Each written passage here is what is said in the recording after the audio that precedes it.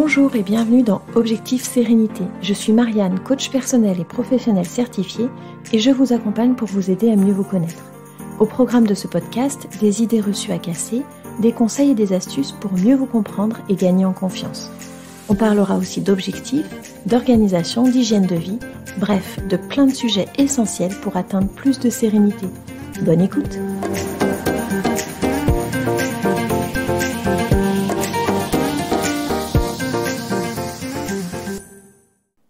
Bonjour et bienvenue dans Objectif Sérénité. Dans l'épisode d'aujourd'hui, on va parler d'un trait de personnalité, le fait d'être introverti ou extraverti. Alors, vous avez peut-être déjà entendu parler de cette caractéristique personnelle, mais sans forcément savoir de quoi il s'agit exactement, ou alors en confondant ce trait de personnalité avec d'autres. On va donc aujourd'hui clarifier un peu tout cela. La première question qu'on va se poser, c'est quelle est la différence ou les différences entre les introvertis et les extravertis. Tout d'abord, cela va être une question d'énergie et d'où ces personnes vont puiser la leur. En effet, les introvertis vont avoir tendance à se ressourcer en passant du temps seuls. Par contre, passer du temps avec d'autres personnes va leur demander énormément d'énergie. Surtout s'il y a beaucoup de monde, s'ils sont dans un groupe nombreux. Les extravertis, quant à eux, tirent leur énergie des autres. C'est par le lien social qu'ils vont recharger les batteries et ils peuvent perdre en dynamisme quand ils passent beaucoup de temps seuls. Alors, bien entendu, petite précision. On n'est jamais 100% introverti ou 100% extraverti. Cela va bien entendu être des tendances de personnalité. Il y a même certaines personnes qui ne sont ni l'un ni l'autre. De plus, on peut être plutôt extraverti dans le domaine privé et plutôt introverti dans le domaine public. Enfin, ces caractéristiques et cette tendance peuvent évoluer au cours de notre vie. Alors, quelles sont les conséquences de ces traits de personnalité dans notre vie professionnelle d'abord ? Les introvertis peuvent avoir plus de facilité à travailler seuls ou en petits groupes et ont une bonne capacité d'écoute. Ils sont plutôt observateurs, s'attachent aux détails. Par contre, ils vont peut-être avoir du mal à communiquer avec les autres sur ce qu'ils font, sur comment ils avancent sur leur projet, et ils mettent parfois du temps à passer à l'action. Les extravertis, eux, recherchent le contact et savent facilement créer des liens humains. Ils prennent souvent la parole et communiquent avec aisance. Ils sont plutôt à l'aise en réunion et ont besoin que les choses avancent vite. Si on reprend l'exemple de la réunion, l'introverti va être plutôt celui qui va observer, analyser. Il va être peut-être un peu plus en retrait, un peu plus en recul, même s'il a une opinion sur tous les sujets. L'extraverti, lui, va proposer des nouveaux projets, argumenter rapidement pour défendre ses idées si besoin. Les conséquences de ces personnalités dans la vie personnelle. Alors, l'introverti a souvent quelques amis proches et l'extraverti est souvent plus entouré.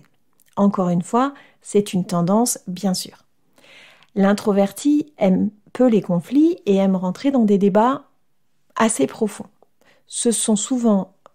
Les introvertis, ce sont souvent des personnes qui se sont entendues dire qu'elles savaient écouter. L'extraverti, lui, il est plein de dynamisme, il est avenant, c'est le moteur du groupe. C'est celui qui prend les choses en main, qui lance les idées de sortie ou d'activité. Il aime débattre sur tous les sujets.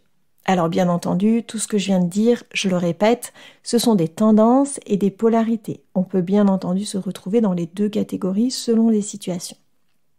Une chose importante à garder en tête, c'est que le fait d'être introverti ou extraverti n'a rien à voir avec la timidité ou le fait d'être sociable ou non. On peut être introverti sans être timide, comme l'un des hommes les plus riches au monde, Bill Gates.